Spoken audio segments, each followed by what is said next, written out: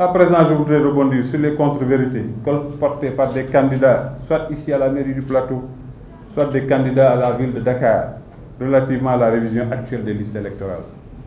À ce propos, je voudrais d'emblée affirmer, ici, au Plateau, il n'y a qu'une seule commission installée dans cette mairie et pour tout le Plateau. Vous êtes des journalistes, messieurs, en descendant, passez s'il vous plaît à la commission. Le maire que je suis n'y a pas encore mis les pieds. Il n'en connaît pas les membres, en dehors de ses propres représentants et de ceux qui se sont exprimés par voie de presse, se signalant. Le communiqué de la cellule de communication de la mairie a déjà eu à démentir ces affabulateurs, comme ont eu à le faire plusieurs collègues, maires, comme celui de la Patte d'Oie. Nous voyons des prétentieux qui ne comptaient que sur le transfert d'électeurs pour asseoir une existence politique dans nos communes, hurler face à la rigueur de l'organisation et des textes qui sont clairs. C'est le désenchantement avant l'heure.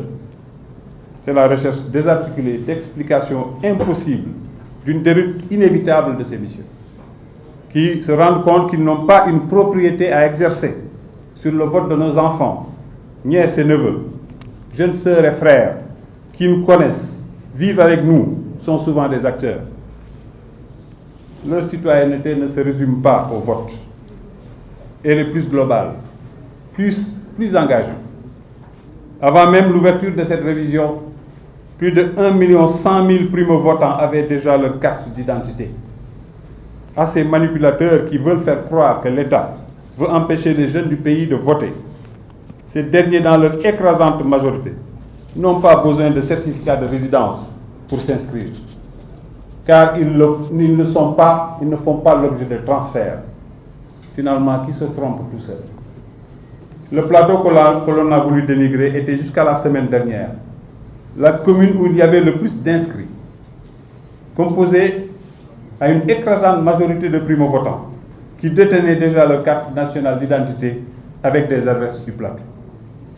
Aucune demande de certificat de domicile n'a à ce jour enregistré un refus de délivrance. Aucune, même si certaines demandes restent étonnantes. Quasiment toutes, par exemple, d'un dernier paragraphe concernant des habitants votant actuellement dans la commune de la Médina voisine.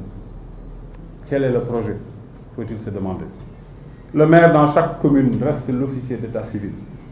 Il peut déléguer ses pouvoirs sous sa seule responsabilité.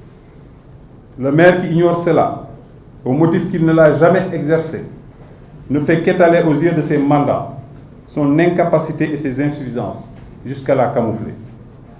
À Dakar, depuis des années, il y a des maires qui ont totalement rappelé les délégations en matière d'état civil.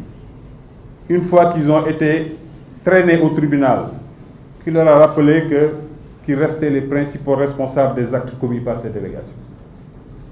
Au Plateau, voilà des années, nous luttons contre ce phénomène de transfert d'électeurs qui a participé à nous créer un fichier électoral de plus de 34 000 électeurs sur une population de 37 000 habitants, censé être constitué à plus de 50% de non-votants. Effectivement, on ne permet plus à une personne au Plateau d'usurper des fonctions qui ne sont pas les siennes pour impacter la composition de la population. Cela devrait être traîné en réalité au tribunal. Comment un opposant, par exemple, peut, dans un quartier, récuser le délégué de quartier que les habitants se sont librement choisis et qui bénéficie derrière d'un arrêté municipal de nomination lui permettant d'émarger sur le budget communal et s'autoriser, lui, à établir des certificats de domicile? Comment voulez-vous que ces faux en écriture soient validés par les institutions? De toute cette clameur recherchée, il n'a été brandi comme preuve que les déclarations mensongères d'un opposant local qui affirme que l'inscription de ses filles a été refusée au motif que le certificat de domicile n'était pas signé par le délégué de quartier. Je défie ce monsieur de publier le dit certificat avec la signature du seul délégué que ce quartier a. J'invite à une union sacrée de toutes les populations contre ses adversaires du Plateau. Quand des personnes, pour donner gage, se transforment en porteurs de lances assassines contre les intérêts du Plateau, vous devez les mettre devant leur responsabilité de traiter le mot n'est pas fort à nos intérêts communs. Dès qu'ils oseront franchir les seuils de vos maisons, et souvent même de vos quartiers. On ne peut pas prétendre aimer une commune et systématiquement être dans les deals contre cette commune.